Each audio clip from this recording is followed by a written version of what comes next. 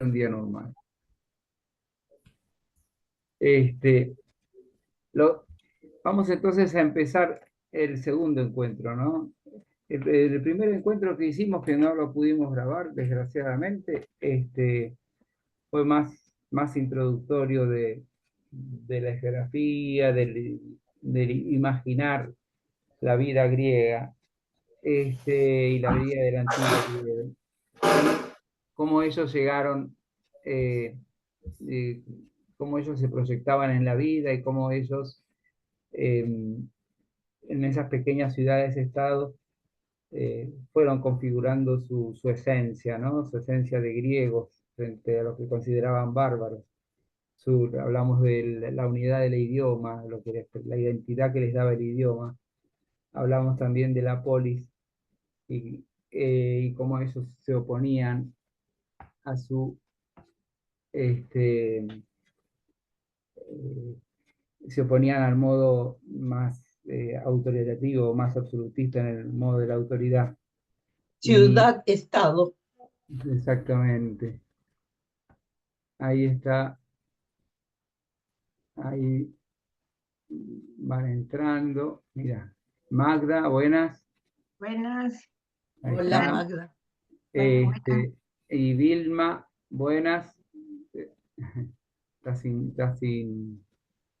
Bueno, y entonces les decía que lo que me parece interesante poder hacer hoy es, por un lado, yo les voy a comentar un poquito de algunos fragmentos de siglo V de la Grecia clásica, ¿no? De, que le mandé el documento que les envié previamente. Después vemos un poco de Sófocles, algo de la vida, que en realidad no lo hice documento porque es tal cual lo que dice Wikipedia. Confiemos en Wikipedia, es decir, a veces, hola Inés, y después vamos a tratar de ver un poco de características de la tragedia griega y del teatro de Sófocles muy, muy rápido, para después, a mí lo que más me gusta de nuestras clases es poder leer juntos, es decir, recrear y leer juntos la obra, y entonces a partir de ahí vamos haciendo comentarios, que es lo más sabroso porque para mí es lo que más nosotros podemos poner, ¿no es cierto? Es decir, aparte. Eh, Fíjense que les decía respecto del siglo V, ¿no? Que un poco hablamos la vez pasada también. eh, Él Quito, en el capítulo sexto, explica cómo Atenas se fue convirtiendo en un centro político importante y capital de la Liga del Peloponeso, ¿no? Y entonces, en este De capítulo la comienza, democracia. comienza a contar la historia de Creso, que sería ya, eso todavía en el siglo sexto, ¿no es cierto?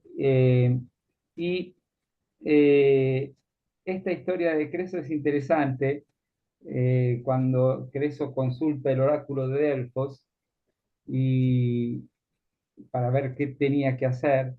Y bueno, y aparece, siempre es en la lucha con los persas, ¿no? Es decir, tenemos que pensar las islas griegas, que eran todas pequeñas ciudades-estados, que se conformaban básicamente en dos ligas, bueno, con una liga que se fue conformando más cerca de Atenas y con el sistema de Atenas, otra liga más conformada con la influencia de Esparta, eh, y donde el dominio militar era lo más importante. Y sin embargo, antes de eso, antes de la pelea de Atenas y Esparta, su gran enemigo era los persas, ¿no? Que los griegos estaban en el Asia Menor, ¿no es cierto? Y siempre estaban las ciudades griegas que estaban en lo que llamamos hoy toda la península de Peloponeso y en esa parte de Asia Menor. El recuperar esas ciudades griegas, ¿no es cierto?, que fueron durante mucho tiempo dominadas por los persas, fue el gran tema. Y el gran tema entonces es cómo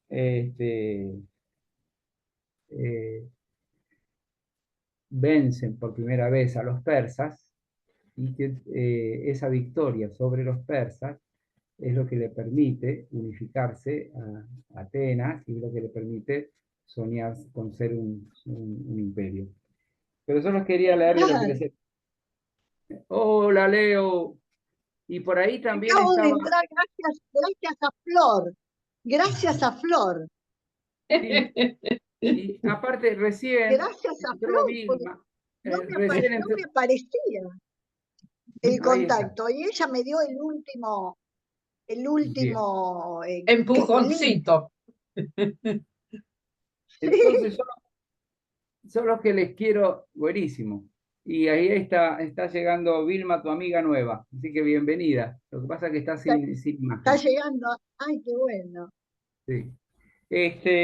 Y Marta no llegó todavía. Bueno, dice acá, Ajá. cuenta de que me parece divertido leerlo, por ahí ustedes lo tienen en su propio dispositivo, en otro dispositivo, porque a mí prefiero que nos veamos y no estar proyectando, proyectar lo menos posible. O sea que si ustedes tienen siempre los textos en otro lugar, es, es mejor. Y en todo caso, cuando leamos la obra, puede ser que ahí proyectemos un poquito. Eh, Dice que describe un encuentro de Creso y Solón, ¿no? Creso viene a ser el antecesor que de alguna manera es el primero que se enfrenta a los persas, ¿no? Y entonces le dice, eh, so- dice Creso, Solón, conozco tu fama de filósofo y sé que has viajado y visto mucho. Dime una cosa, ¿quién es el hombre más feliz? ¿Qué has conocido? Preguntó esto, dice Heródoto, pensando que él era el más feliz de los hombres. Pero Solón contestó sin vacilar que ese mérito correspondía a Telos de Atenas, pues este hombre vivió en una polis bien gobernada, tuvo hijos valerosos y buenos, contempló el nacimiento de nietos sanos y al fin, después de una vida tan feliz como lo permite la naturaleza humana, murió peleando gloriosamente por Atenas contra Eleusis. Fue sepultado con todos los honores y es recordado con gratitud. Creso se molestó al ser considerado menos feliz que cualquier ciudadano, pero Solón señaló que un hombre vive muchos días y cada día trae algo distinto. Por consiguiente, no debe llamarse feliz a un hombre mientras esté vivo. Nunca se sabe qué puede suceder.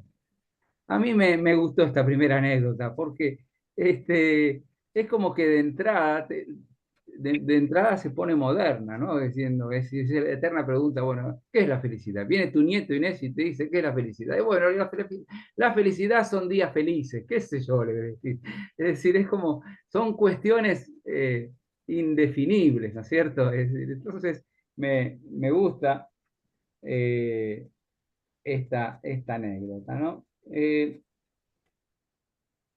Ahora, la otra anécdota que quería comentar es eso, eh, eh, hablando del lado asiático, del lado persa, Ciro, ¿no es cierto?, vence a Babilonia, al rey Nabucodonosor, que nosotros lo conocemos por la Biblia, ¿no? Y bueno, Ciro es el poderoso del momento, ¿no? Ciro lo toma preso a Creso, ¿no? Y es interesante esta anécdota que también yo les puse en el documento que aparece. ¿Alguien lo quiere? Bueno, yo lo leo y después dice esa mitad de... No sé si el documento que yo les mandé está con negrilla o no. Y ¿Sí? no, está, Vos, Mercedes está en Mosi, la lo tenés ahí en el computadora coso. el documento, no sé. Estás mutada, Mechi. Yo estoy mutada. No, No, Mechi, no, Mechi. era yo que estaba mutada, sí. Sí, yo tengo el texto acá y algunas partes están con Ok. negritas, sí.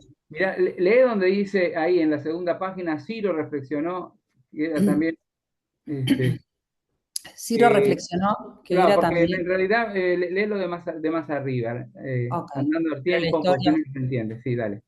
dale. Pero la historia no termina aquí. Andando el tiempo, Creso, ante el asombro de todos, fue derrotado por Ciro y tomado prisionero. Ciro lo ató y lo puso sobre una pira para quemarlo vivo, sea, dice Heródoto, para cumplir una promesa, sea como un sacrificio por la victoria, o bien para ver si algún dios salvaba a un hombre tan religioso como Creso. La pira ya estaba encendida y Creso, recordando las palabras de Solón, profirió un gemido y lo llamó 3 veces por su nombre. Se le preguntó la razón de esta conducta y Creso relató su entrevista con aquel.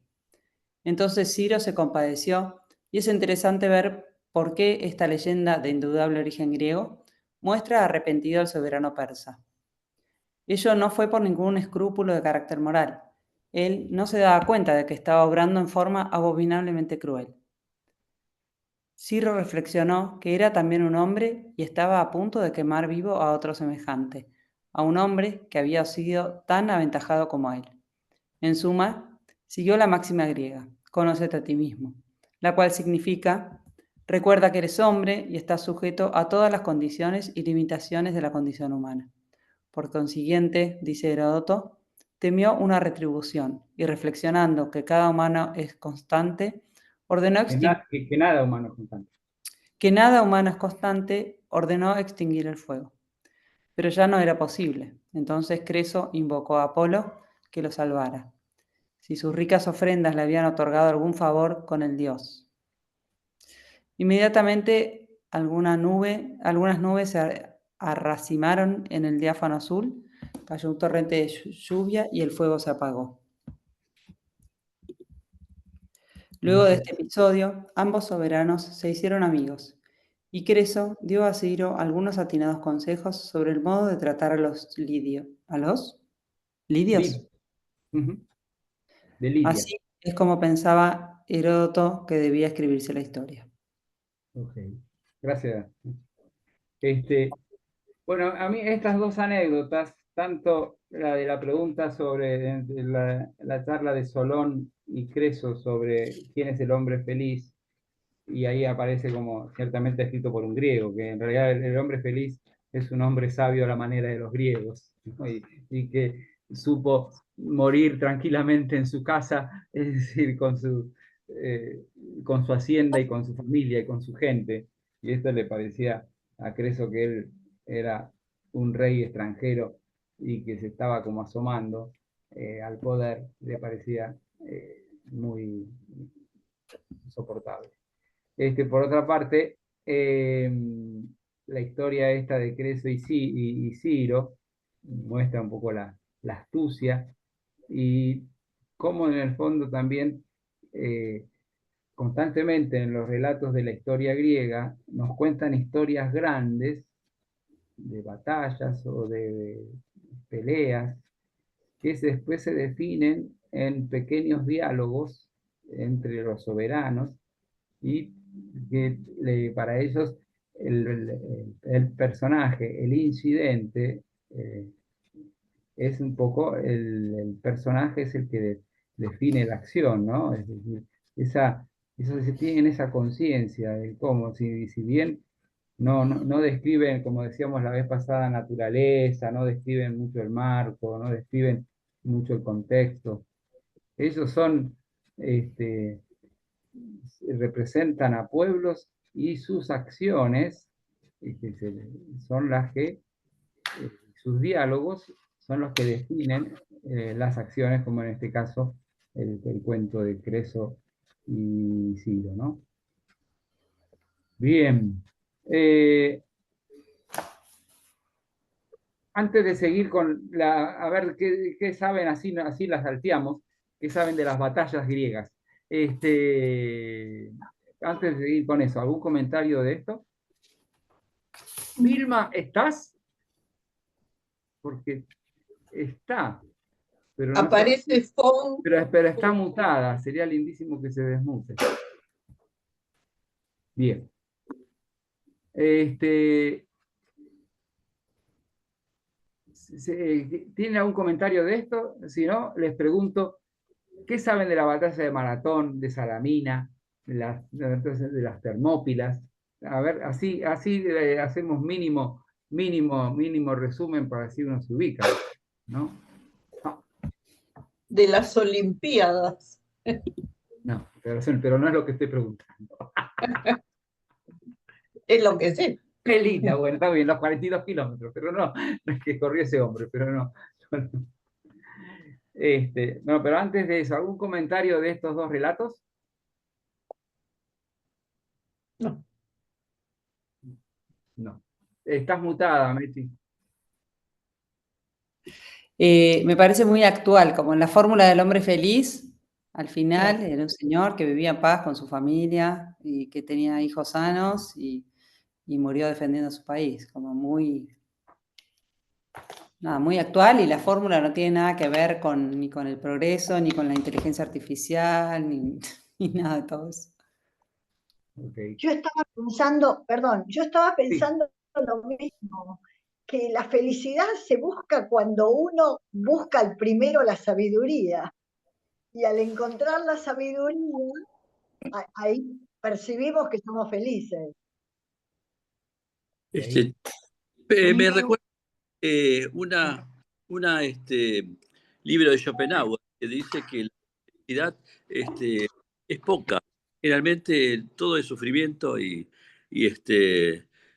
no bienestar, y que los momentos placenteros de felicidad son pocos. Y aparte dice que la felicidad está en uno, dentro nuestro, hay que aflorarla, nada más. Eso es lo que yo entendí en su momento, pero digamos, yo estoy aquí para escuchar nada más, porque realmente no sé nada de los griegos.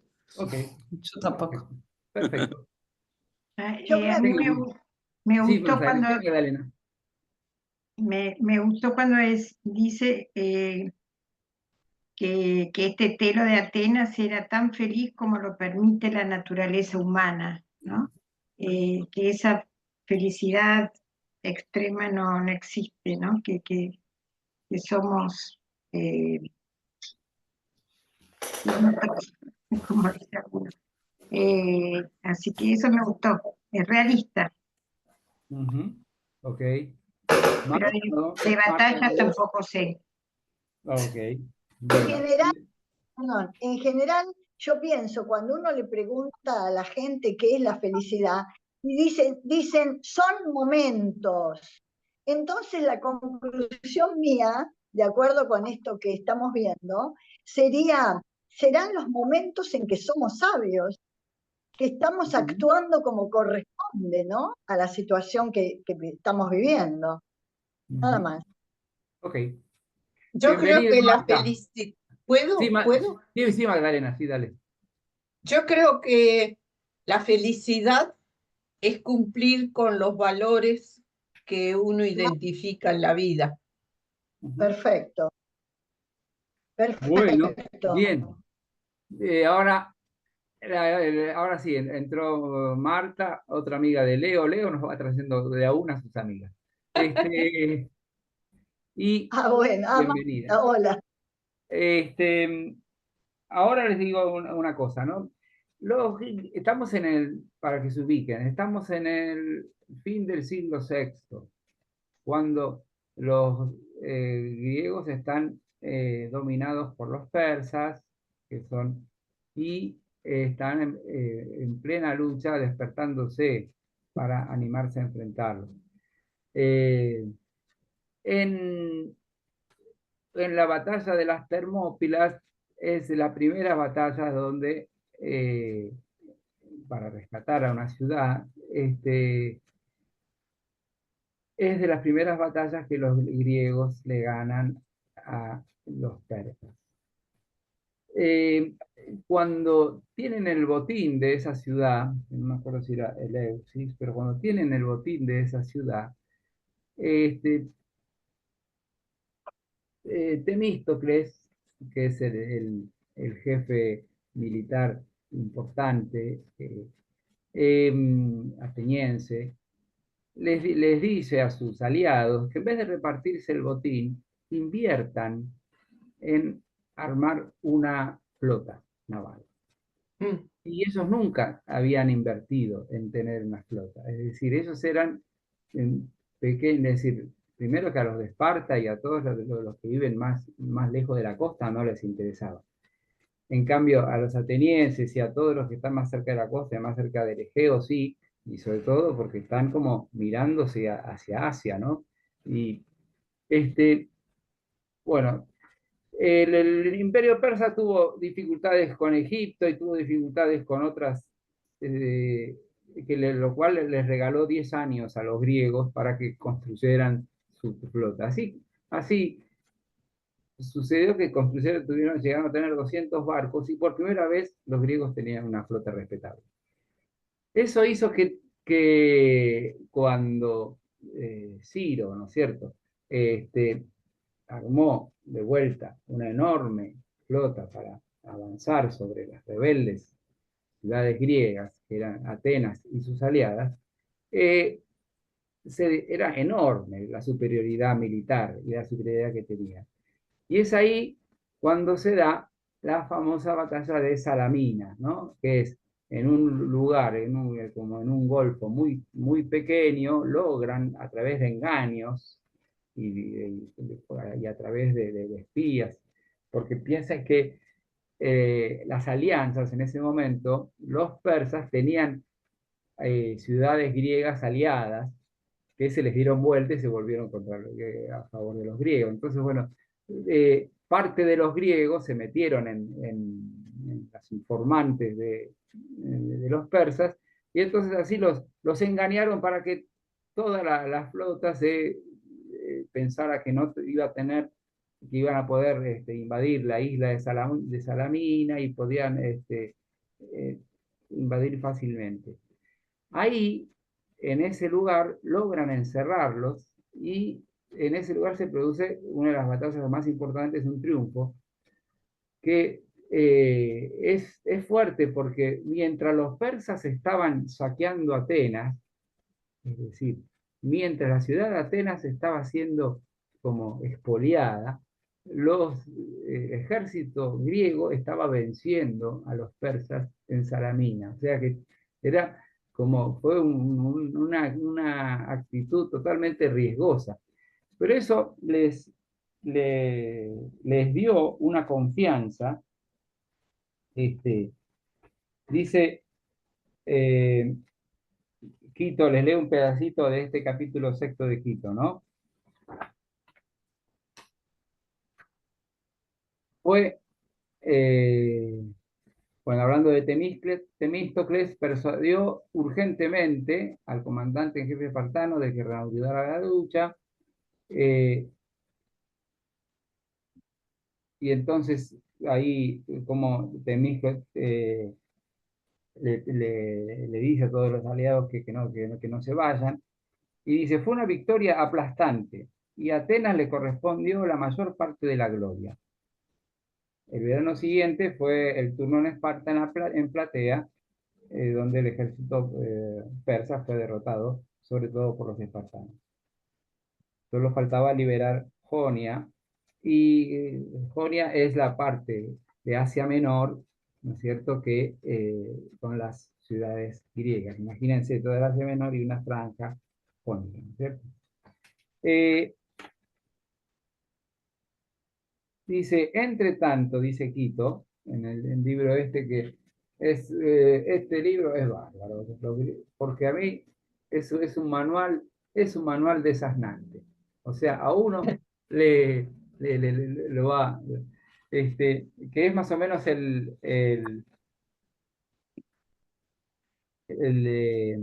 texto que yo le mandé de los griegos de Quito. Digo más o menos porque siempre los textos digitales que uno manda, alguna parte siempre le falta. Misteriosamente es así. Y cuando uno compara el texto papel y el texto digital, siempre algún problema sucede. Eso hay que saber. Pero a mí lo que me interesa que tengamos en cuenta para poder avanzar, dice Quito, por motivo de la guerra con Persia, Atenas acababa de encontrarse a sí misma. ¿Qué es lo que no podría hacer? Desde un punto de vista político, existía la posibilidad de llegar a convertir su ciudad en la conductora de una alianza marítima comparable a la Liga del Peloponeso dirigida por Esparta. Y los hombres de Atenas podían sentirse orgullosos de que aquello que la polis lograse no lo harían poderosos magistrados que actuaban en su nombre, sino ellos mismos en su asamblea soberana. Bueno, desde el punto de vista intelectual, dice, y del pensamiento, se iniciaba un gran desarrollo desde el punto de vista del comercio, también la combinación del gusto y la inteligencia ática con su posición central, sus puertos excelentes, bueno, eran extraordinarios. También desde el punto de vista artístico se iniciaba un mundo nuevo. La larga lucha con el bronce y el mármol había llevado la arquitectura y la escultura al umbral de su perfección clásica. Y la tarea de los artistas atenienses, que casi siempre trabajaban para la polis, debía ser combinar la elegancia jónica con la fuerza doria. Los alfareros y pintores atenienses estaban por lograr sus mayores triunfos, y el arte más ateniense de todos, el drama trágico, crecía cada año más firme, más incesante, y se advertían interesantísimas posibilidades en una hilarante farsa rústica que de pronto dio nacimiento a la brillante y elaborada comedia de Aristófanes. Tal fue el espíritu de la era auroral de Pericles. Bueno, y así vamos a dejar un poco todo esto, pero a mí me parecía importante saber que la primacía de Atenas, bueno, viene de una primacía militar y política. Y después ya hablamos la vez pasada del sentido de la polis, ¿no? De la libertad de la polis, ¿no? Leo solamente este párrafo para así vamos a Sófocles. Dice Quito: en el capítulo anterior se intentó mostrar que los griegos tenían un amor similar a la polis. Para el modo de pensar griego, la polis señalaba la diferencia entre él y el bárbaro. La polis lo capacitaba para vivir la vida plena, inteligente y responsable que ansiaba alcanzar. Atenas no podía extender su ciudadanía a los aliados sin cercenar las actividades políticas y las responsabilidades de cada ciudadano ateniense. El gobierno, en este caso, debía haber sido delegado en representantes y entonces el ateniense hubiera comprobado que la polis ya no le pertenecía. La vida hubiera perdido su sabor. Los romanos, severamente presionados, dicho sea de paso, pudieron incluir en sus chivitas a los latinos porque esta era solamente una máquina de gobierno. Mientras los protegiera, no les importaba mucho quién la manejaba.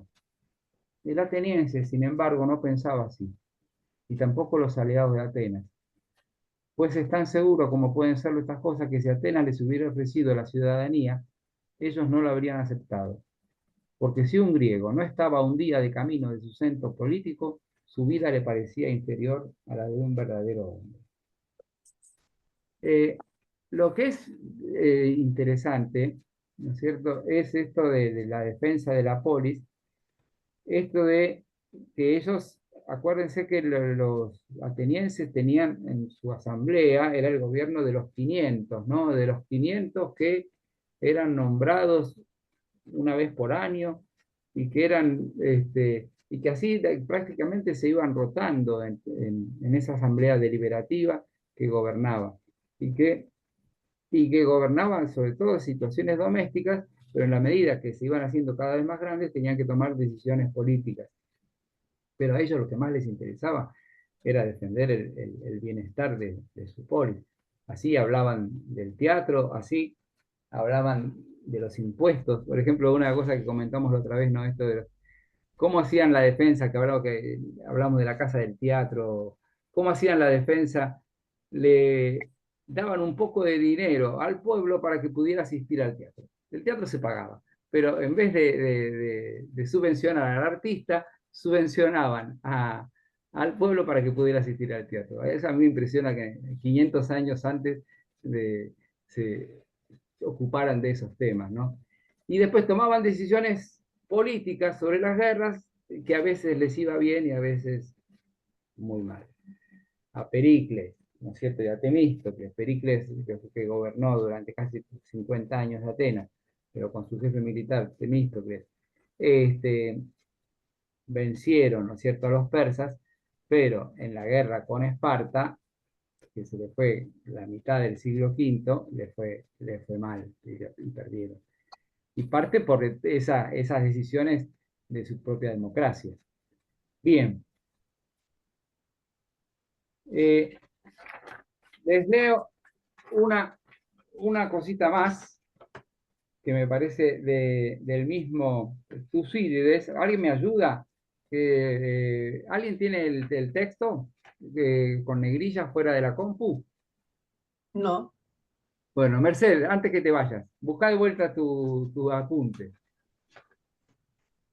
Y en la página 1, 2, 3, 4, 5, 6, 7, 8, 9, 10. Página 9. En la página 11 sería, Ok. tenés en negrilla un fragmento de Tucídides, historiador griego. A ver, ¿cómo empieza el párrafo? Vosotros tenéis idea, dicen los corintios, está en cursiva. Ah, arriba, al principio. Nosotros Mm, permitimos cualquiera, esa. No, vosotros tenéis idea. Bueno, se lo A leo ver, yo. bueno, Se dale, lo- no dale, encuentro. no lo encontraba. No, era justo un poco antes de ese nosotros. Es en la 10, Más arriba. entonces. Vosotros tenéis idea. Ahí voy, ¿eh? Dale. Acá. Vosotros tenéis idea, dicen los corintios, de qué clase de gente son estos atenienses, tan totalmente distintos a vosotros. Se pasan siempre pensando cosas nuevas y tienen prisa por realizar sus planes y ponerlos por obra. Vosotros estáis contenidos con lo que tenéis y os resistís hasta lo necesario, hasta a lo necesario. Ellos son osados, intrépidos, ardientes. Vosotros sois cautelosos y no confiáis en vuestro poder ni en vuestro juicio. Ellos aman las aventuras lejanas, vosotros las odiáis. Ellos, peregrinando, ganan y adquieren con su ausencia. Y a vosotros, si salís fuera de vuestra tierra, os parece que lo que dejáis en ella queda perdido. Cuando han vencido, pasan adelante y prosiguen la victoria. Y cuando son vencidos, no desmayan ni pierden el ánimo. Entregan sus cuerpos a Atenas como si fueran propiedad pública y utilizan sus mentes en pro de Atenas del modo más individual posible. Ellos forjan un plan. Si fracasa, creen que han perdido algo. Si tiene éxito, este éxito no es nada en comparación con lo que van a hacer después. Les es Ok. imposible disfrutar de la paz y estarse tranquilos o permitírselo a otros cualesquiera. Y Ahora, sigue. Dale, eso, dale, seguí con eso. ahora llegamos al propio Pericles, 2 años después, en su discurso fúnebre. Primero, alaba la libertad de Atenas. La ley es imparcial. Las distinciones públicas se otorgan al mérito, no al partido o a la clase. En lo social reina la tolerancia y en los asuntos públicos hay autodominio y ausencia de violencia. Atenas es además rica en las cosas espirituales, intelectuales y materiales propias de la civilización. Hasta aquí Pericles compara a Atenas con Grecia en general. A continuación, se dirige en particular a Esparta. Claro, leamos esa parte en negrita, en cursiva Ok, y la... sí. Nosotros permitimos a cualquiera la entrada en nuestra ciudad y no echamos a los extranjeros porque pueden ver demasiado, pues en la guerra confiamos más en nuestro valor y osadía que en las estratagemas y aprestos. Nuestros enemigos se preparan para la guerra desde la mocedad con pesados adiestramientos. Nosotros vivimos holgadamente, pero no tenemos menos entereza para enfrentar el peligro. Los espartanos nunca se han atrevido a atacarnos sin contar con la ayuda de sus aliados, y así, con un valor que procede de la disposición natural más que de las leyes, nosotros tenemos dos ventajas, pues evitamos el esfuerzo preliminar y somos tan buenos como ellos cuando llega la ocasión. Amamos las artes sin ostentaciones superfluas y las cosas del pensamiento sin volvernos por ello blandos. Buenísimo, muchas gracias. Y dice Quito, ¿no? Que aunque esté idealizado la imagen griega, dice, para él es sustancialmente verdadera y que estos ideales constituyen una parte importante de lo que este pueblo es. Y entonces empieza a citar el Partenón, que es de solo 67 metros de largo, que produce una impresión tan abrumadora. Después, bueno, cita las tragedias de Sófocles, compuestas para el pueblo ateniense y premiadas por la ciudad, donde nada es superficial. Así va citando las distintas artes hasta que llega al mismo pensamiento. Y después el tema de la asamblea soberana. Hasta aquí llegamos a poder imaginar el tiempo griego y la organización griega y la vida ateniense en medio de las guerras que ganaban y perdían. Sin embargo, lo que trascendió es su arte, su ciencia, su matemática, su filosofía, sus tragedias, sus comedias.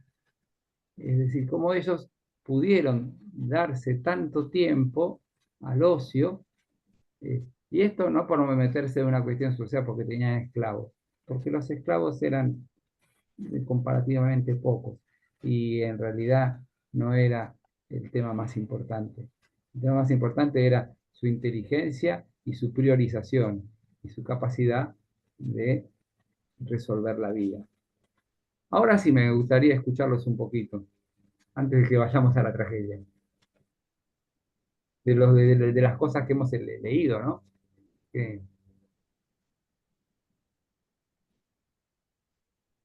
ya están todos mutados, están todos, dirían, épaté, dirían los franceses. No, como yo no tengo el texto, no estoy preparada por haberlos leído, pero me llega un periodo de lucha que por supuesto subyace el resto de las virtudes, pero me llega eso, un periodo de enriquecimiento en su estructura bélica y de posesión de tierras ganadas o no por los persas. No, más bien estoy preparada para la época de París en Persia. No sé en qué siglo fue, pero Eso ya fue para entonces, como en el siglo décimo, antes, estamos en el séptimo, 600, sí, como en el siglo décimo. claro, estoy más en esa época. Esta me surge como una lucha de poder, de vencer a los persas, si es que realmente eran tierras griegas, y de armarse bélicamente. Claro, pero con eh, Pericles, en esos 50, 60 años que gobierna, y que se llama el de oro de Pericles, porque es donde cuando asoma y se despliega el arte, cuando se despliega el pensamiento, cuando se despliegan las tragedias. Bueno, Pericles termina haciendo alianza con los persas y aceptando que el conflicto en su vida va a ser con los espartanos, va a ser la lucha interna, ¿no? Es decir, hace como, y, y por eso la última mitad del siglo V, que no deja de tener una vida intelectual, filosófica, artística enorme, porque seguía viviendo en la libertad que ellos habían concebido, fue de mucha batalla y de mucha derrota, es decir, porque ellos en esa guerra terminan perdiendo.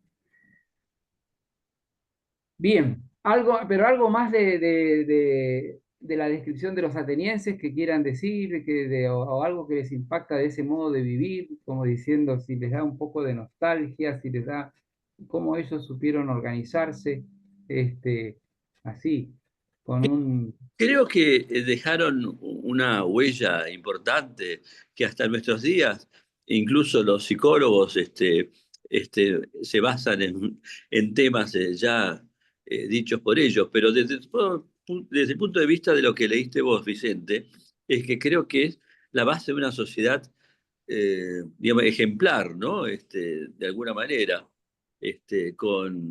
incluso con detalles que se parecen a nuestra época en algunos instantes. Realmente, yo en mi caso particular estoy aprendiendo fundamentalmente y creo que estoy tratando de conseguir datos para después dar alguna,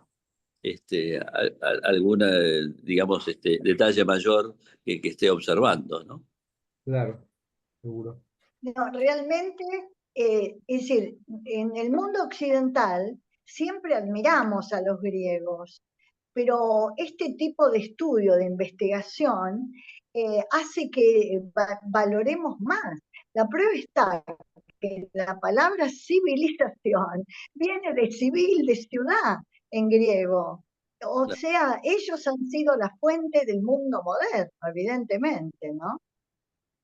Bueno, Claro, entonces no hemos llegado, pero los famosos estoicos o el estoicismo aún se aplica excelentemente en las distintas clases de sociología o de psicología Sí, también. ujú, sí.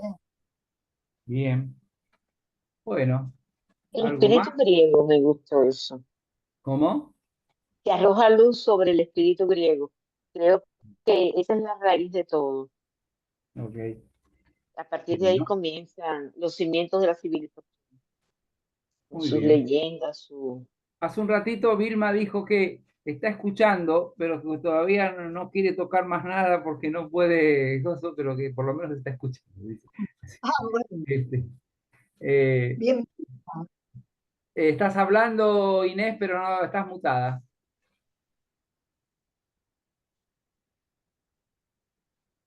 Tenés que, Vicente, sí, ¿puedo comentar algo? sí, dale, dale. En nuestro grupo de WhatsApp, yo les mandé hace unos días eh, los ítems que destacan el siglo V. ¿Puedo leerlos rápido o querés que sigamos? No, sí, Títulos, son dale, títulos nada más. dale, dale. Están en el WhatsApp. El desarrollo de la democracia, la búsqueda de la belleza en el arte, la riqueza de la literatura y el teatro, el estudio de la naturaleza y otras ramas del conocimiento, la organización política en polis, el politeísmo religioso y el desarrollo de la filosofía. Todo esto corresponde al siglo V. Ok, muchas gracias. Inés, gracias Magda. No, quería decir un poco de eso, ¿no? Que me impactó mucho eso que dijiste, que la polis era la diferencia entre ellos y los bárbaros. Y cómo ese concepto de polis subsiste hasta el día de hoy, ¿no? La democracia, la polis y todo el desarrollo del arte, que vos vas al Louvre y hay salas en que se respira Atenas, se respira Grecia directamente. Y hoy en día hay como una vuelta a todos los filósofos, a los estoicos, como decía el Señor, y a todos, a Aristóteles, a Sócrates especialmente, hay como una vuelta a eso. Así que es como que siempre persisten en cada época, o en el arte, o en la filosofía, o en la política, siempre están los griegos presentes, ¿no? Ok, Eso, bueno, con admiración. Todavía bueno. no llegamos, pero las meditaciones de Marco Aurelio marcan un rumbo en este momento. Sí. Ahora, Fernando, vos me traes todos romanos, ¿eh? Es decir, no tengo nada contra Roma, pero vos me hablas de los estoicos, me hablas de las chivitas. Chivitas es palabra latina que traduce de una palabra griega, es decir, porque los romanos se copiaron todo de los griegos y lo trabajaron, no, lo latinizaron, ¿no? Digo, Exacto. vamos entonces para adelante. ¿Están bien? Sí. Bien, Bueno, entonces vamos para adelante con Sófocles. Y así me encantaría poder llegar a un poco, muy rapidito, lo de Sófocles, así algunos datos, y después ya lo de la tragedia griega, características de la tragedia, y entonces, en la hora que nos queda, además de analizar, leer un rato Edipo, una parte de Edipo. Antes una cosa instrumental. Yo, por ejemplo, el documento que les mandé, la idea para mí es que si ustedes lo tienen en su celular o en otro, es decir, lo pueden leer o lo imprimen, porque yo el documento, el capítulo 7º se los mandé y uno, es decir, porque para mí estar proyectando, no nos vemos y como que nos perdemos, por eso está bueno que traten de tener en su celular y en la computadora o lo imprimen el documento que yo les mandé. Entonces así tienen dos dispositivos y no hay que estar proyectando. Si se puede, si no se puede, avanzamos y proyectamos. No pasa nada. Pero esa es un poco la idea, ¿no es cierto? Sigo. Sófocles dice acá a nuestros amigos Wikipedia que yo los respeto bastante, sobre todo cuando dicen cosas ciertas. Nace, le ponen como año de nacimiento 497, 496 antes de Cristo, en Colono, cerca de Atenas. Bueno, se le atribuye a él belleza física. A los 16 años lleva el trofeo en la batalla de Salamina, cuando vuelven, es el que lleva el peán, el trofeo de la victoria de Salamina. En esa misma batalla es que participa Esquilo, ¿no es cierto? Los tres dramáticos, ¿no es cierto? Autores dramáticos de Grecia son Esquilo, Eurípides y Sófocles. La intención de la tragedia siempre era justamente mostrar las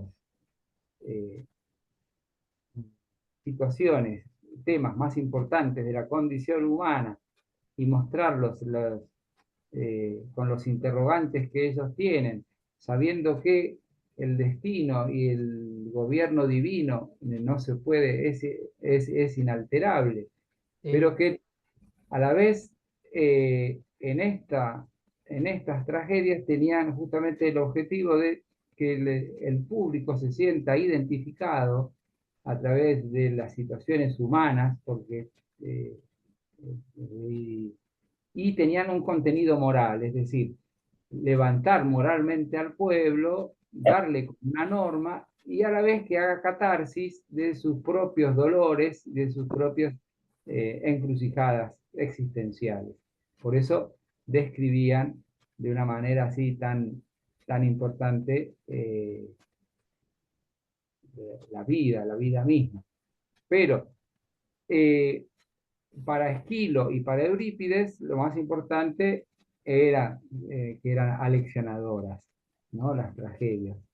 Para Sófocles entra más lo que llamamos la acción dramática, ¿no? Es decir,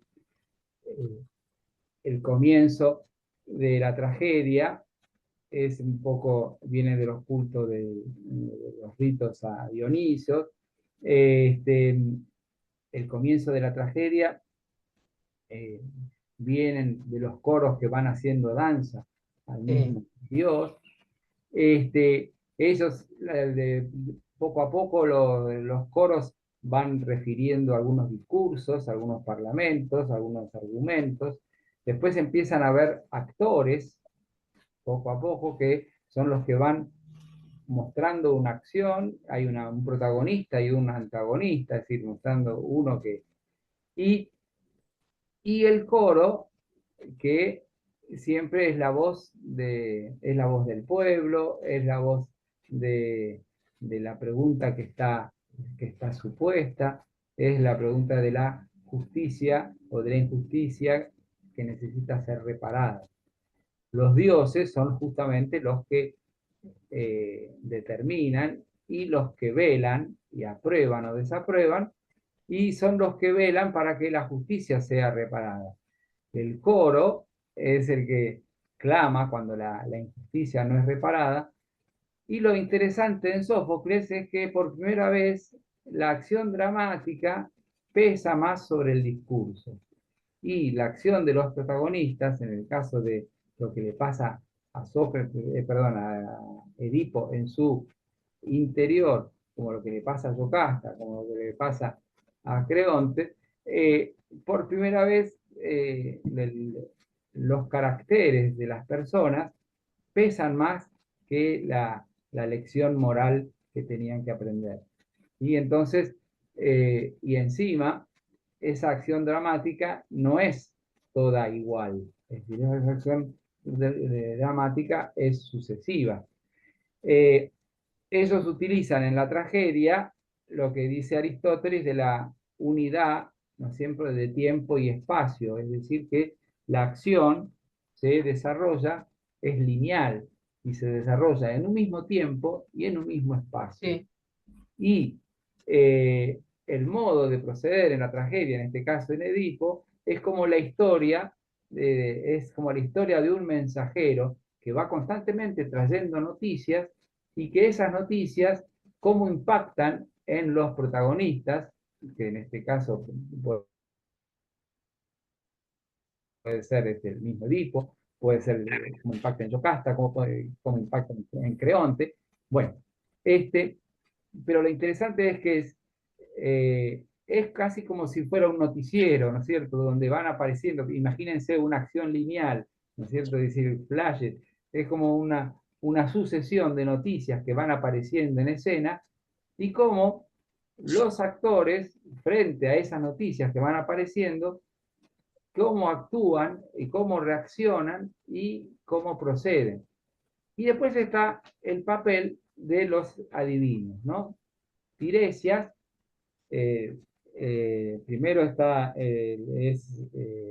Levos o Febos, que es el primer adivino que es consultado en Corinto, y que es el que dice que el crimen de Layo tiene que ser sanado, y que ese crimen va a ser sanado por su propio hijo, eh, por el destino de su propio hijo. Y es por eso que entonces ustedes el argumento ya lo saben, ¿no?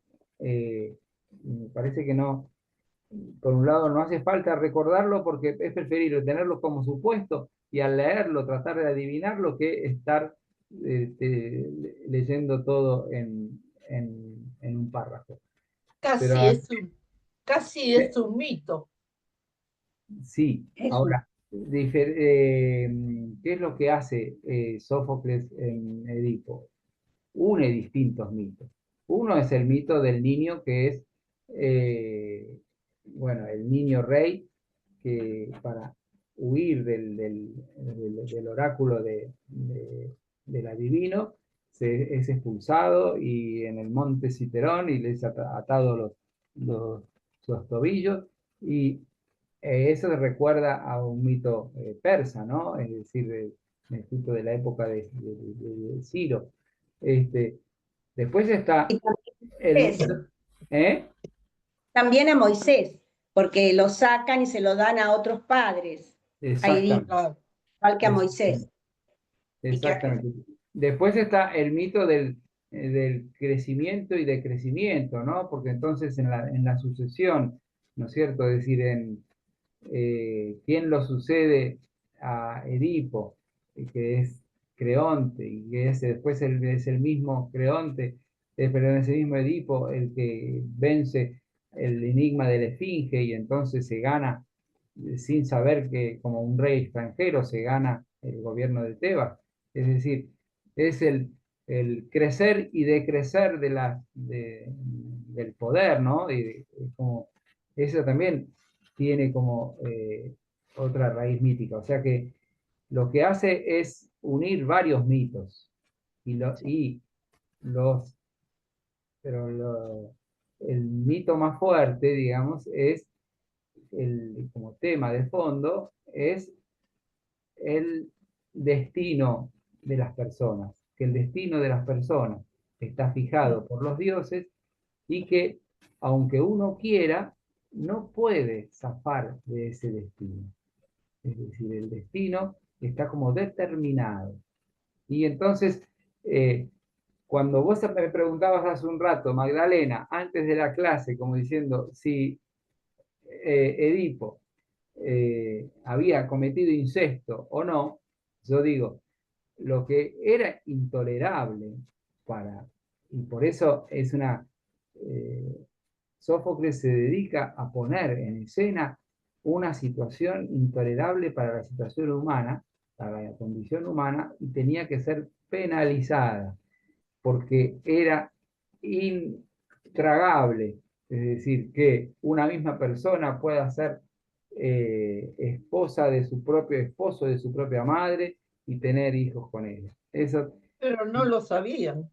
claro, no importa, no es un incesto consciente, pero en la realidad sí, es decir, y eso es lo que es interesante porque ¿por qué termina siendo condenado después en la misma obra dramática, más allá de la opinión de cada uno? Es decir, ¿por qué termina siendo condenado? Termina siendo condenado porque es una situación intolerable para el orden instituido de ese momento. Es decir, que no es posible levantarse contra la ley divina de esta manera.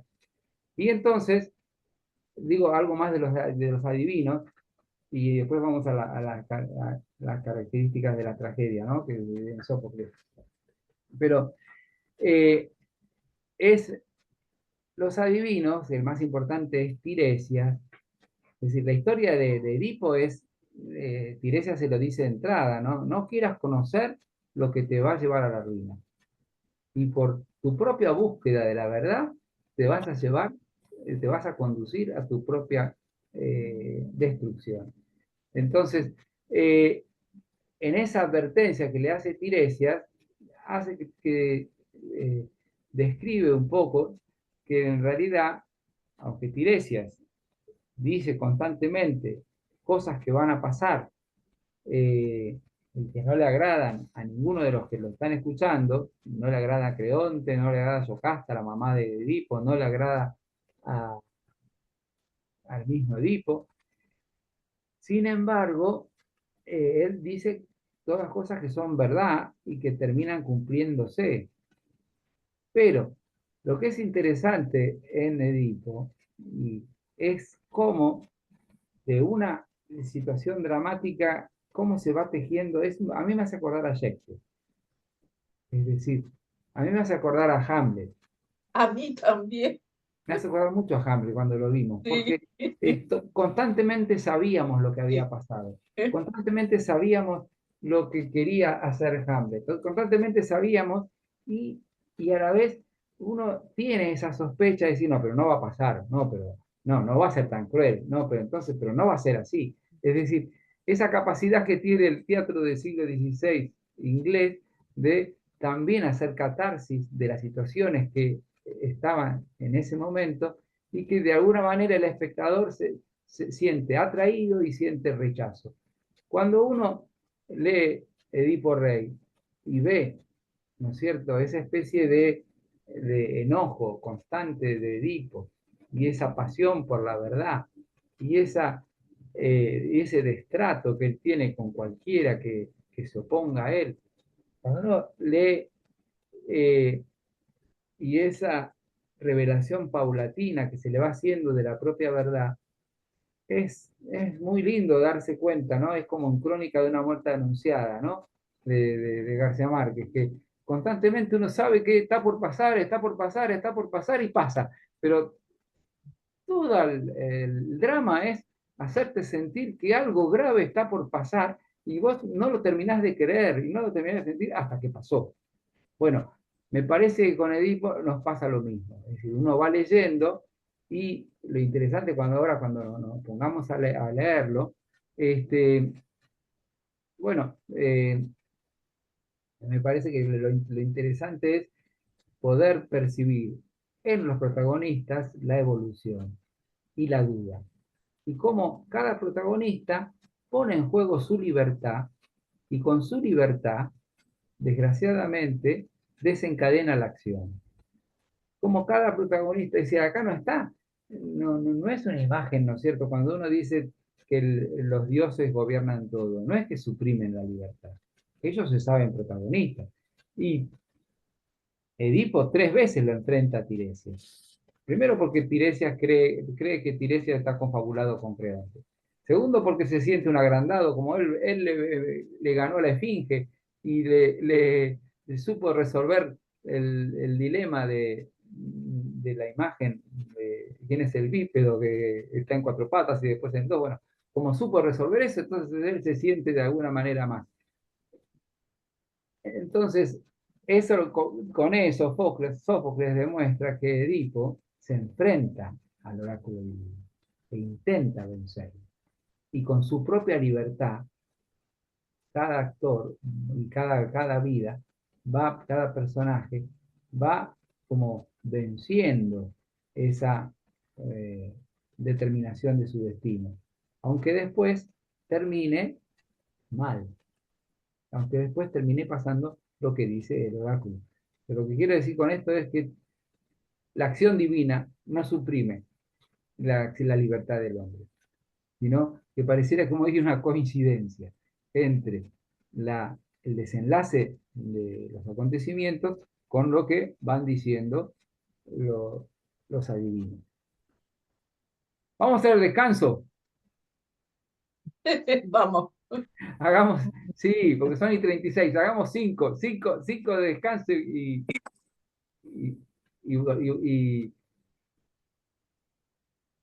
seguimos. Y seguimos.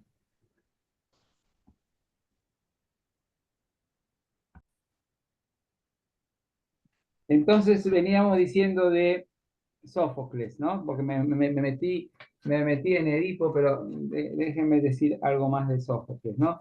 Para poder imaginarlo, ¿no? Ellos estaban, o sea, su padre era también escritor, ¿no? Era poeta, y ellos estaban todos los años en las competiciones, ¿no es cierto?, de las tragedias, ¿no? Tenían que presentar trilogías, 3 tragedias. Y le ganó a Esquilo y no me acuerdo, dicen, por ejemplo, de las 34 veces que se presentó, ganó 18, es decir, en Atenas y en otros. Atenas tenía 2 certámenes de poesías importantes. Uno era a Dionisos y otro era a otro que en este momento no lo encuentro. Pero digamos, ellos tenían como su lugar corporativo, podríamos ponerle un nombre, donde eso les suena bien a los cubanos de Flor. Ellos tenían su lugar corporativo donde podían presentar y hacer valer su arte, ¿no? Y donde eran valorados. Es decir, ¿qué le pasó a Solía? Tuvo algún momento trabajó de estratego militar, no le fue tan bien. Alguna vez también trabajó de administrador en esta rotación de puestos de la polis, ¿no es cierto? Y claro, dice, Sófocles participó por primera vez en las grandes Dionisias del 468 a.C., ocasión en la que venció a Esquilo. En total compitió en 30 concursos de las fiestas dionisias y venció en 18 de ellas. Además, venció 6 veces en las Leneas. De toda esa producción literaria, solo se conservan 7 tragedias completas.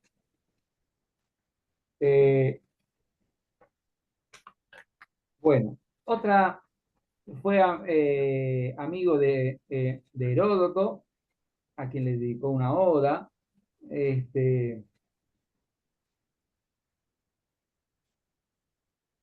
Vivió bastante, ¿no? Porque él vivió desde el 496 al 406, entonces vivió casi 90 años. Para ese tiempo era un montón. Dice acá, ojo, tengamos cuidado, en su vejez se le atribuía cierta tacañería en los temas monetarios.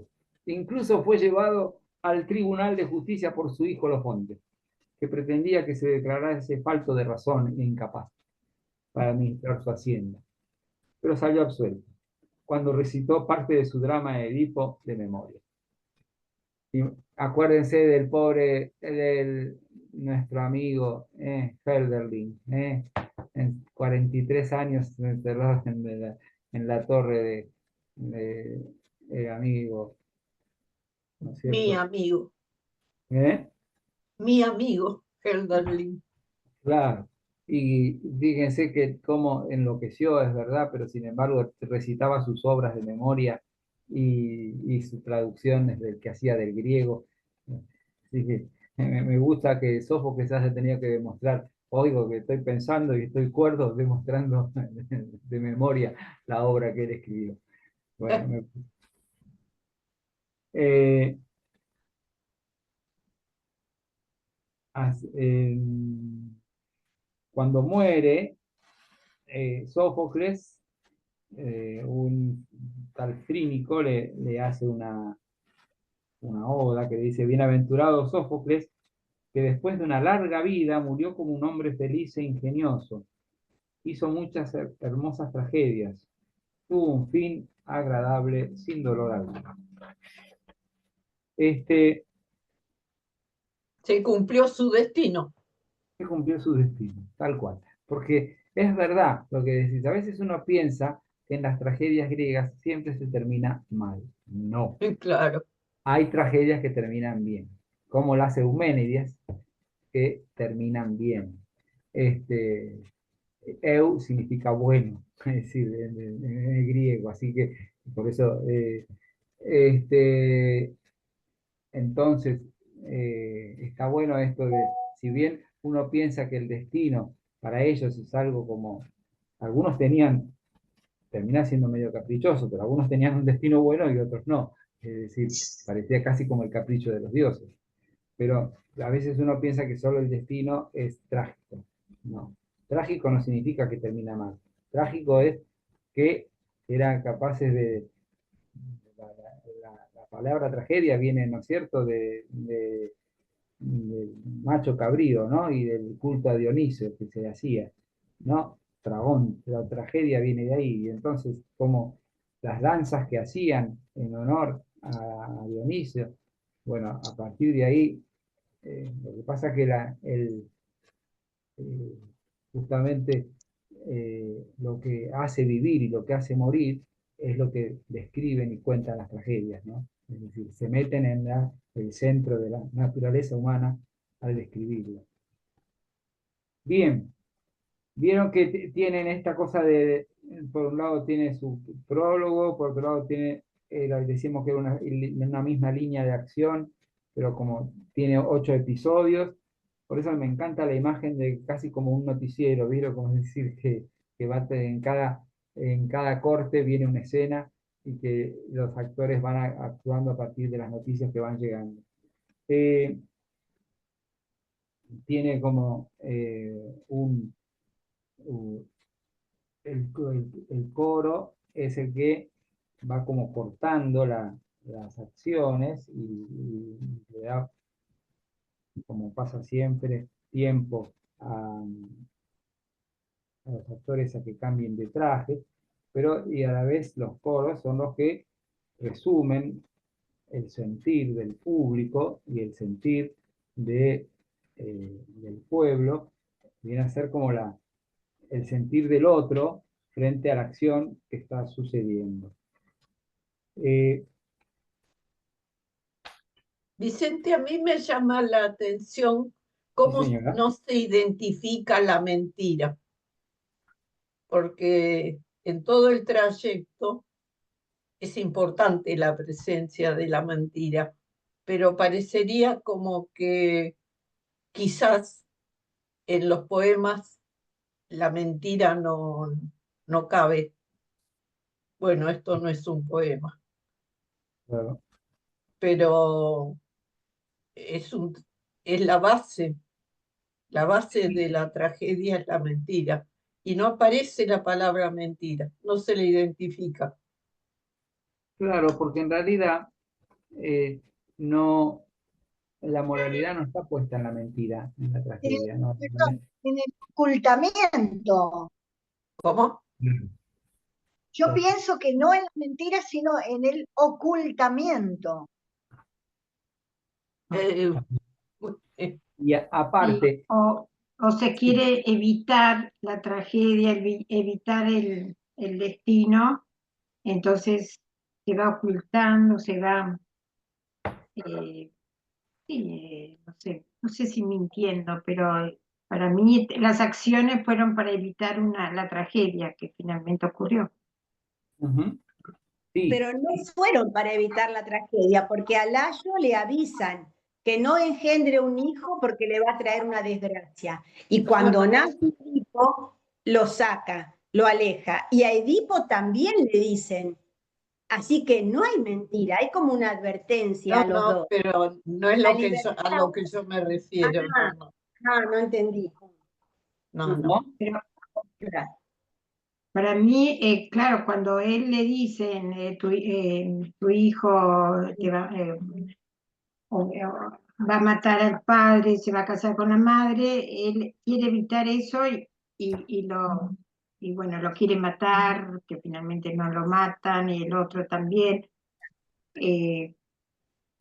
No sé, sí, más que mentira, me parece que quieren como confrontar al destino, ¿no? Sí, también. es verdad. Pero está bueno esto del ocultamiento que dijeron. Yo creo que igual lo de la... Porque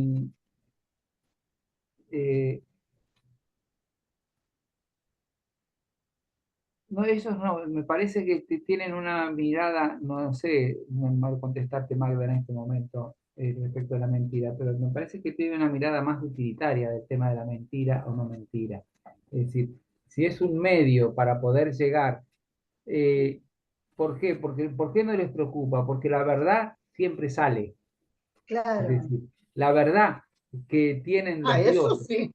La verdad que tienen los dioses y el cumplimiento de la profecía siempre termina triunfando. Entonces, no, no le genera el daño moderno que nos produce, digamos, decir, la mentira en este caso.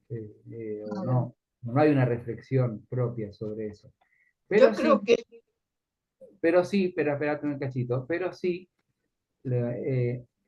cuando describe la tragedia, las características de la tragedia, la elipsis, que lo aprendí, cosa que es la capacidad de ocultar algunos datos en la Claro, evolución de sí. de la tragedia, donde el pueblo sabe algunas cosas, pero otras no, donde Edipo sabe algunas cosas y las va descubriendo su verdad, y sabe un bruto de las cosas, pero el saber recién lo sabe al final, el saber completo.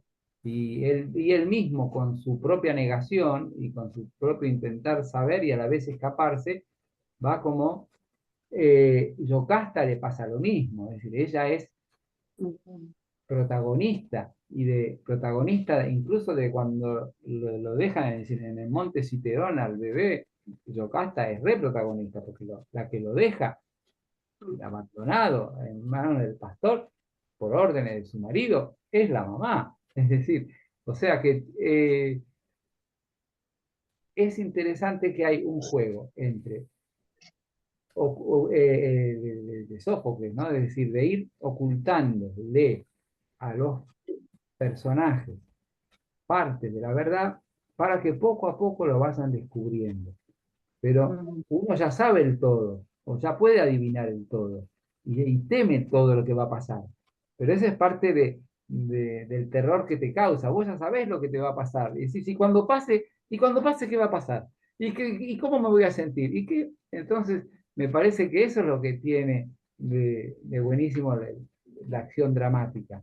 Es que es algo que sabés que va a pasar, que lo vas descubriendo de a poco, y que con tu misma libertad vas contribuyendo a lo que pasa. el coro a veces revela. También. Como un desafío, ¿no? Como un reto de los protagonistas, como la libertad es un reto al oráculo, porque lo Ajá, desafían, ¿no?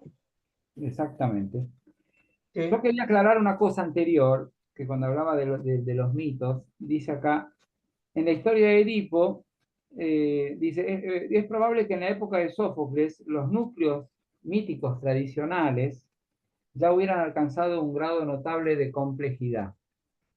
Por ejemplo, en la historia de Edipo pueden estar superpuestos o entrelazados diversos elementos míticos. El niño que es expuesto en el monte, el asunto metafórico de la criatura de origen divino, el éxito o la ruina de Edipo, la traslación del ciclo de crecimiento y muerte de la naturaleza, o el conflicto entre Edipo y Layo, que no sería el tema, el conflicto de generaciones, es decir, la sucesión.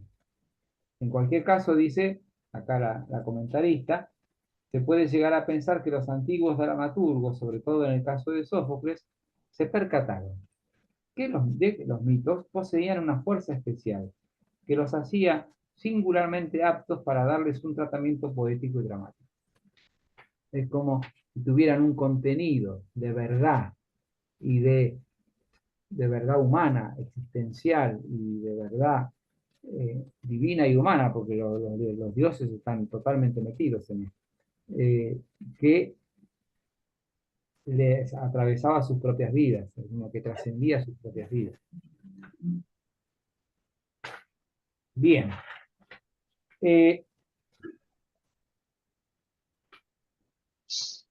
Cuando describen los caracteres, ¿no? de la tragedia dramática, pero del caso de Sófocles, es un teatro de caracteres, o sea, como que va construyendo personajes.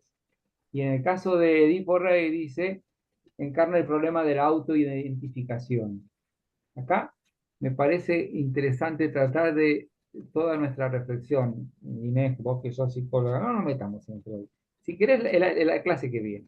Pero no nos metamos en Freud, porque para mí el desafío nuestro a la hora de avanzar con la lectura de Edipo es leer Edipo antes que Freud.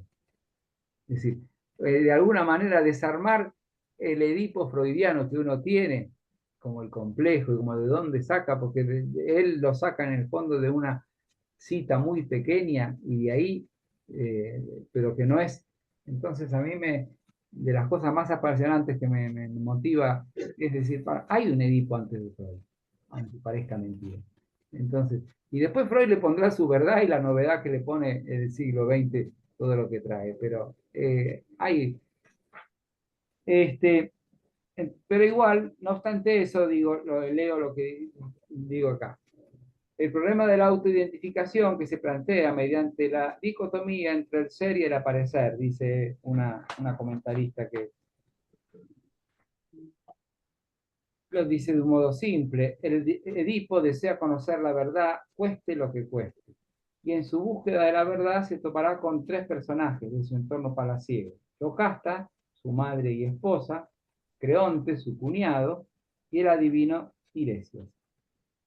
Ante Yocasta, Edipo se declara con quizá la mejor definición que a lo largo del tiempo ha conocido nuestro personaje. Él se dice a sí mismo que es hijo de la fortuna. Ante el adivino, Edipo se nos muestra confiado y autosuficiente, ya que su propia inteligencia ha sido capaz de adivinar el enigma del espíritu. Y a continuación promete a sus súbditos en otro concurso que su inteligencia librará a la ciudad de la espíritu. Y las relaciones de Edipo y el ciego adivino Tiresias son al principio de respeto y después de desconfianza y recelo.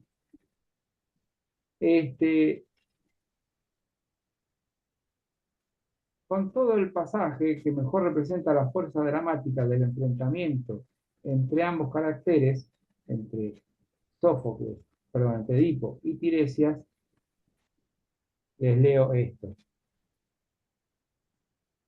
Y te digo, ese hombre que le dice Edipo a Tiresias, ese hombre que andas buscando hace tiempo con amenazas y al que consideras asesino de Layo, ese tal está aquí, formalmente como extranjero, pero luego se verá que es de estirpe tebana, y no se alegrará de lo que le suceda, porque quedará ciego, antes vidente y pobre en lugar de rico, y caminará sobre tierra extranjera, tanteando el camino con su bastón. y parecerá siendo al mismo tiempo de sus propios hijos, hermano y padre, y de la mujer de la que nació al mismo tiempo hijo y marido, y de su padre, y al mismo tiempo sembrador de la misma mujer y su asesino. Ahora ve y reflexiona sobre todo esto si me pillas en mentira. Di entonces que nada sé del arte adivinatorio. Es Tiresias que le dice, perdón, me equivoqué, es Tiresias el que le dice en este pequeño fragmento, le describe el sino de su destino y dice, si nada de esto es verdad, bueno, la vida misma te lo va a demostrar. Apareció la mentira. No lo leí eso. Claro. Bueno, muy bien. Vamos entonces, vamos a leer un poco un poco de Sófocles, del Edipo. ¿Lo vas a proyectar? Sí, lo podemos proyectar. Yo se los mandé por el telefonito, se los mandé en Word, ¿sí? Sí, sí. Y entonces, me parece que, ¿cómo era? Ya me olvidé cómo era que se proyectaba. A ver. No, Compartir, share. sí, pero... No, pero eso... Documentos.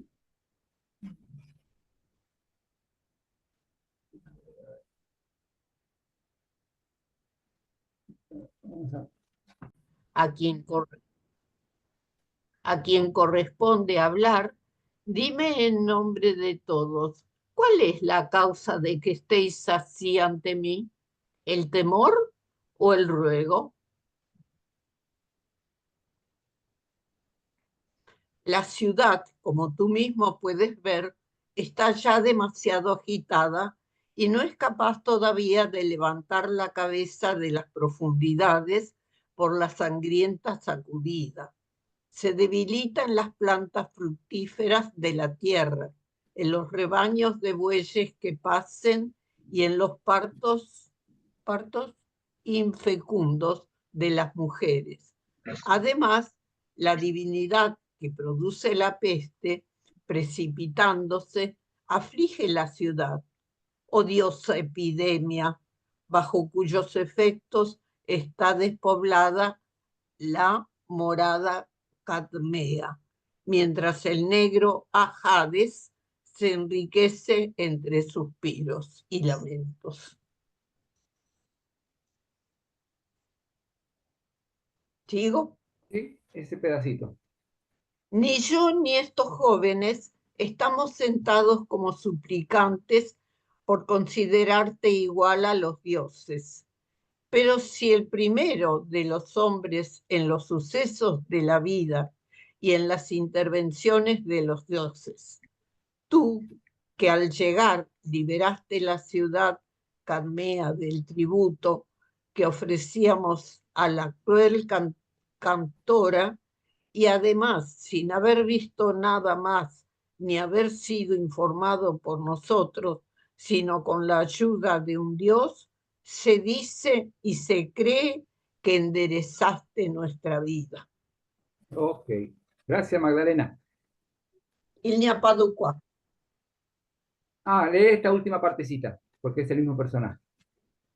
Pero ahora, oh Edipo, el más sabio entre todos, te imploramos todos los que estamos aquí como suplicantes que nos consigas alguna ayuda, bien sea tras oír el mensaje de algún dios o bien lo conozcas de un mortal. Ok, ahora sí, gracias. Fíjense, hasta ahora es el pueblo que le viene a pedir a Edipo, Claro. que ya es rey de Tebas y que ya Sí. él se había liberado de la Esfinge y ya les había hecho mucho bien y lo quieren mucho a Edipo. Y que ya Edipo es esposo de Yocasta y ya ha tenido hijos. Bueno, todo eso ya pasó, no lo dice, pues ya, todo eso ya pasó. Ahora están frente a la peste. y le piden, por favor, que los libere. Que haga. Así como los libero, y entonces es como él le dice, ¿qué se creen que soy? ¿Soy un dios para liberar? Bueno, otro lector, entonces ahí lo de la parte, ¿quién quiere leer? El único remedio ahí. Si querés, leo. Dale. Edipo, ¿no? El único remedio que he encontrado después de reflexionar a fondo es el que he tomado. Envié a Creonte, hijo de Meneceo, mi propio cuñado, a la morada pítica de Febo, a fin de que se enterara de lo que tengo que hacer o decir para proteger esta ciudad. Y ya hoy mismo, si lo calculo en comparación con el tiempo pasado, me inquieta qué estará haciendo, pues contra lo que es razonable, lleva ausente más tiempo del fijado. Sería yo malvado si cuando llegue no cumplo todo cuanto el Dios manifieste. Okay. Sí, creo. Con una buena afirmo que incluso las aflicciones, si llegan felizmente a término, todas pueden resultar bien. Edipo, ¿cuál es la respuesta? Por lo que acabas de decir, no estoy ni tranquilo ni tampoco preocupado. Habla ante todos, ya que por ello sufro una aflicción mayor, incluso que por mi propia vida. Diré las palabras que escuché de parte del Dios. El soberano Febo nos ordenó claramente arrojar de la región una mancilla que existe en esta tierra y no mantenerla para que llegue a ser irremediable. ¿Con qué expiación? ¿Cuál es la naturaleza de la desgracia? ¿Con el destierro o liberando un antiguo asesinato con otro, puesto que esta sangre es la que está sacudiendo la ciudad?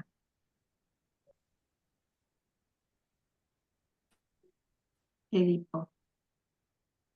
Yo lo volveré a sacar a la luz desde el principio, ya que Febo merecidamente y tú de manera digna pusisteis tal solicitud a favor del muerto, de manera que veréis también en mí, con razón, a un aliado para vengar a esta tierra al mismo tiempo que al Dios, pues no para defensa de lejanos amigos, sino de mí mismo, alejaré yo en persona esta mancha. El que fuera el asesino de aquel, tal vez también de mí, podría querer vengarse con violencia semejante. Así pues, auxiliando a aquel me ayudó a mí mismo. Vosotros, hijos, levantaos de las gradas lo más pronto que podáis y recoged estos ramos de suplicante. Que otro congregue aquí al pueblo de Cadmo, sabiendo que yo voy a disponerlo todo, y con la ayuda de la divinidad apareceré triunfante o fracasado. Ok. Antes a que pasemos a esta parte, Creonte es el cuñado de, ¿no es Sí, cierto?, de sí, Edipo, el hermano de Yocasta. sí, Creonte es el que fue enviado por Edipo justamente a consultar cuál era la causa de la peste. Y sí. vino con este mensaje y que había que tenía que ser vengado el asesinato de Layo. Fue al oráculo. Exacto. Y todas estas palabras últimas que leyó Magda fueron justamente cuando Edipo se cava su propia tumba, digamos, es decir, en buen criollo, ¿no? Porque dice, contra ese que hizo tal cosa voy a hacer y lo voy a descuartizar y lo voy a hacer, Sí, sin saber que está hablando de sí mismo, ¿no? de él mismo, sí, sí. Lo llena de amenazas. ¿Otra lectora? ¿Una lectora? Inés, ¿quieres leer? Dale. ¿A dónde vamos? Se ve Ahí, tan chiquito. ¿con qué espíritu? Lo que está en negrita, viste que más o menos es un pequeño Sí, sí. resumen. ¿Con qué espíritu ha llegado desde Pilla, la rica en oro, a la ilustre Tebas? Mi ánimo está tenso por el miedo, temblando de espanto. Oh Dios, a quien se le dirigen agudos gritos. Delio sanador, por ti estoy lleno de temor. ¿Qué obligación de nuevo me vas a imponer? ¿Bien inmediatamente o después del transcurrir de los años? Dímelo. Ok. Ahora viene otra. Ay de mí, soporto dolores sin cuento. Todo mi pueblo está enfermo y no existe el arma de la reflexión con la que uno se pueda defender. Concede que el terrible Ares, que ahora, sin la protección de los escudos, me abraza, saliéndome al encuentro a grandes gritos, se dé la vuelta en su carrera, lejos de los confines de la patria, bien hacia el inmenso lecho de Anfitrita, bien nacida la inhóspita agitación de los pueblos tracios. Pues si la noche dejó algo pendiente a terminarlo, después llegó el día. A ese, oh tú que repartes las fuerzas de los abrasadores relámpagos, oh Zeus Padre, destrúyelo bajo tu rayo. Ok. Fíjense, tanto en los dos, de qué manera poética de expresar el sentimiento de un pueblo, el terror de un pueblo, ¿no es cierto? Es decir, el miedo, esa estrofa y anteestrofa expresan el miedo de la gente ante lo que va a suceder. Y qué imagen más poética, pues si la noche deja algo pendiente a terminarlo, después llega el día. Si Claro. hay una imagen más sencilla y más poética. Estos son los cantos. ¿Eh? ¿Quién lee esto? Los cantos. Sí, son los coros. Los coros, perdón, los coros. Sí, sí, son los coros. Sí, sí, sí. Seguimos un cachito más. ¿Qué A dice? ver. ¿Qué Ay, dice? está re chiquito, a ver. Más chico. Pero, A ver, ahí, Sí, pero como ahora, espera, perdón. ahí está. no vio. Ahí, No, no, mira, ahí. ahí. Ahí. Pero como ahora he venido a ser un ciudadano entre ciudadanos, os diré a todos vosotros, cadmeos, lo siguiente. Aquel de vosotros que sepa por obra de quién murió Layo, el hijo del Ábdaco, le ordeno que me lo revele todo, y si siente temor, que aleje la acusación que pesa contra sí mismo, ya que ninguna otra pena sufrirá y saldrá sano y salvo del país. Si alguien, a su vez, conoce que el autor es otro de otra tierra, que no lo calle. Yo le concederé la recompensa a la que se añadirá.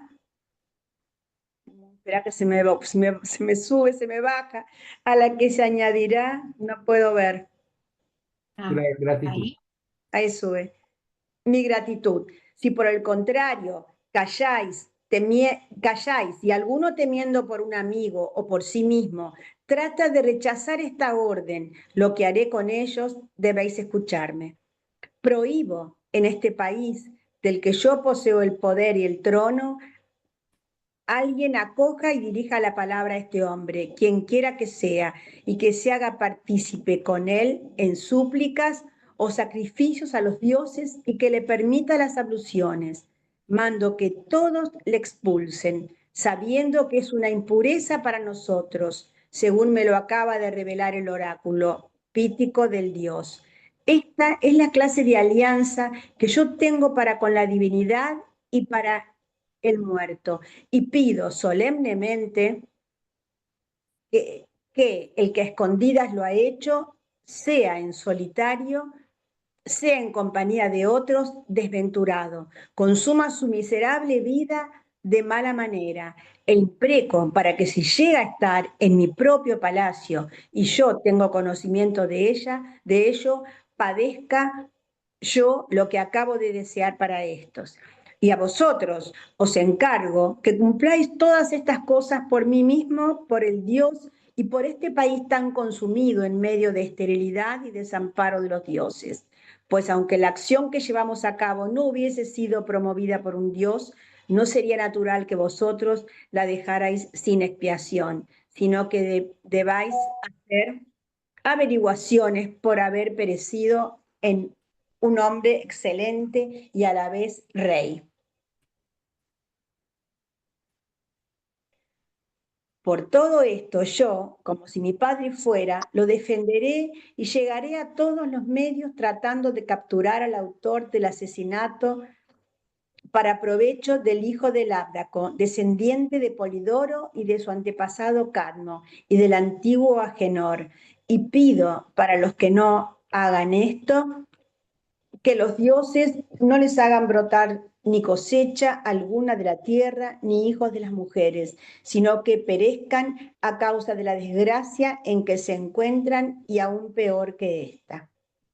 Ok, hasta acá, porque después ya se Edipo no, mete, perdón, después ya Edipo, viene, ay, sí, sí. ¿puedo? No, vamos a Edipo, primero a sacar, espera un poquito, Magda. Vamos a sacar la compartida, porque ya hasta aquí llegamos. Ahora sí. Gracias. Edipo, Sí, ahora sí, Magda. sí, Edipo nunca aclara por qué mata al hombre de los 3 caminos,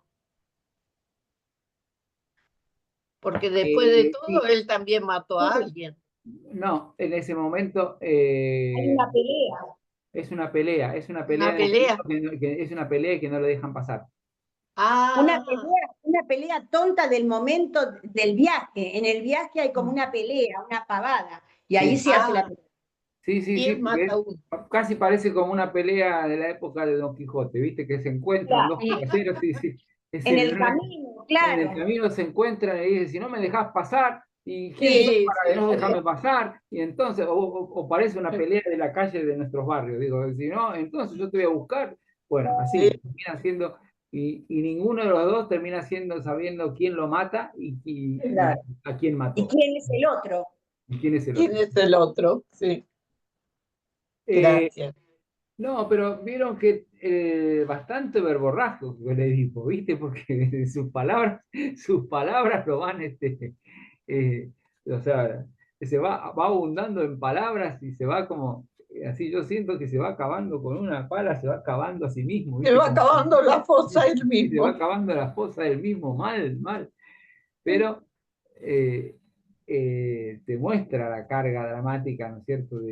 Porque esto de la elipsis es interesante porque cuando uno, o sea, lo que conscientemente elude el autor, en este caso Sófocles, uno siente que, porque ya sabe, porque fíjense que nosotros como lectores somos protagonistas, ¿no? Es decir, somos protagonistas los que le estamos dando vida a este teatro. Entonces, lo que uno siente cuando escucha las cosas que él dice, uno siente todo lo que no está, y uno siente todo lo que le va a pasar, y uno siente todo lo contrario a lo que está diciendo. Es decir, eso es el poder de la elipsis, es decir, eh, dejarte de decir lo más importante, pero vos ya lo sabés.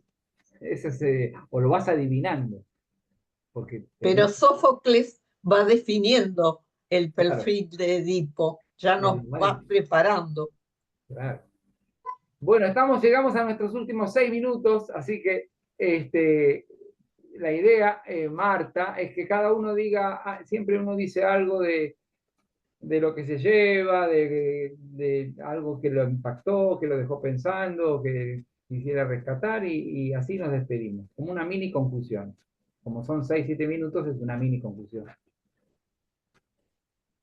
Bien, Inés, dale. Inés Figuera, ustedes la conocen, es una amiga mía que de vez en cuando asoma.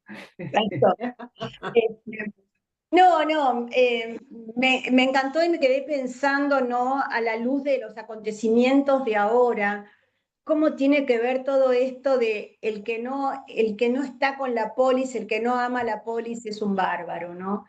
Cómo esto se resignifica todos los días, ¿no? Ok, gracias. Nada más. ¿Quién sigue? Flor, que siempre, a ver, decinos algo en cubano. Está dormida todavía. No, esto sí, un poco. Los griegos apasionan por su resonancia actual, ¿no? Un poco con la historia que siempre ha sido cíclica, los altibajos de la civilización, que va y viene con sus guerras, sus historias, sus tragedias, sus dioses que son interesantes porque tienen sus pasiones y su historia, digamos, no nuevas, pero eh, como originales. Me Ok, encanta los griegos. Recuerdo cuando estudiamos Antígona, Antígona Vélez, ok, que hablábamos hicimos la comparación con los griegos. ok. Muy bien. Leo, Magda, las Magdas, Marta y Vilma, si se anima a decir algo. Bueno, yo no sé si me están escuchando. Yo Sí, me sí, quedé estamos. enganchada, yo me quedé enganchada con el destino. No solamente el Yo destino de, también. claro, no solamente el destino de Edipo, sino el de todos, el de cada uno. Y me nació una poesía que, si ustedes me permiten, se las voy a leer. ¿Puede Sí. ser? Bueno, Sí, destino, camino marcado por los rayos divinos. Destino, del que nadie escapa porque así se signó. Destino, hecho de sol y de sombras, verdad, asombro, silencios, todo entrelazado, y así cumplir con el juego no siempre aceptado de llegar al viaje que todos tenemos que cumplir. Muy bueno, bien. Qué bueno. Qué muchas lindo. gracias, qué lindo. Qué lindo. Bueno, gracias. Gracias. Leo, Sí, bueno, a mí me sirve esta lectura para revalorizar la civilización griega. Uno se va dando cuenta, ¿no? Que casi diríamos que es un oráculo la civilización griega, porque está preanunciando las conductas actuales, por ejemplo, del hombre, del ser humano, ¿no? Me maravilla. ok. Magdas, cualquiera de las dos, una primero y otra después. Magda, si querés empezar vos. Bueno, no, sí, a mí, bueno, por un lado, esta sociedad griega, eh, tan defensora de la polis, de la democracia, que también implica, bueno, la defensa de instituciones y defensa también y progreso de distintos aspectos de la cultura, ¿no? Como decía, la escultura, las tragedias, las alfarerías y todo eso. Entonces, una cosa no quita la otra, ¿no? Y al contrario, eh, se apoyan continuamente. Y por otro lado, hablando de la tragedia de Sófocles, de Edipo, me encanta eso, cómo va descubriendo Edipo su destino, su historia, ¿no? Eso, esa revelación, eso es, a medida que pasa, eso me impacta también. Bueno, nada. Sí, porque tiene, está bueno eso último porque tiene casi un ritmo vital parecido al nuestro, ¿no? Que uno se va dando cuenta de las cosas, pero las niega y después tiene que volver a reconocerla y acepta un poco más y las vuelve a negar. Es decir, esta especie no es afirmación o rechazo absoluto, ¿no? Sino que es una develación que se va dando, ¿no? Es decir, Magdalena. Yo siempre admiré a Grecia por el arte. Tuve la suerte de estar bastante tiempo en Grecia, recorriendo todos esos lugares que te transmiten. A mí me transmitían lo que eran, y cuando al mismo tiempo leía algo de Borges, creo, fue un viaje hermoso que lo continué con el pensamiento y bueno, y ahora con este curso me meto también con el otro tipo de arte. Pero siempre fui a Grecia porque ya me gustaba y admiraba el arte y lo estoy complementando ahora con la parte de literatura. Ok. Y el tema de la democracia y las Olimpiadas, la base de los Juegos Olímpicos es una maravilla. Admiro, los admiro. Muy bien. Vilma estaba escribiendo, pero yo la voy a llamar por teléfono, a ver si capaz que me conteste y todo. Así por lo menos desde el teléfono, porque Leo, Vilma, por lo menos opinás desde ahí. ¿Cómo te fue? Bueno, estoy adaptándome. Me admira la intervención de todos y bueno, nada, de a poquito ir entrando. Bueno. Muy bien. Sé bienvenida, Vilma. Entonces, así que tranquila. Gracias, gracias. Bueno, Pichita sabe más de mí, sí. pero bueno, nada, ella es demasiado generosa cuando se refiere a todos. Es generosa siempre, así que no le escuches cuando habla de mí. Ok. Bueno, muy bien. Gracias. Muy bien. Sí, bueno, nada, gracias por la clase y por ocuparte de saber si yo estoy presente o no. Bueno. Espero que arreglemos mi conflicto o mi problema de internet, porque no sé qué es lo que ocurrió. No, yo creo que es muy sencillo, pero cuando alguien que sabe te lo pone, te lo va a resolver. Vas a ver. Espero que sí. Bueno, un cariño para todos y gracias. Nos vemos, si Dios quiere, el martes que viene. Cuídense. Hasta el martes. Chau, chau. Chao, chao.